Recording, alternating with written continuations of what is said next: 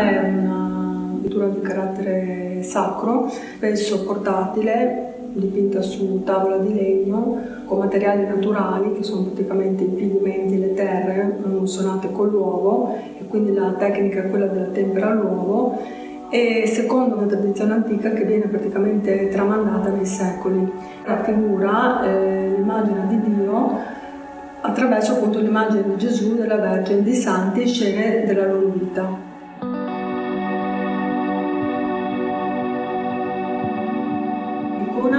Si dice che non si dipinge ma si scrive, e se si dice che si scrive perché richiama la parola scritta del Vangelo. Il disegno è costruito tutto su delle geometrie, i colori poi danno la simbologia.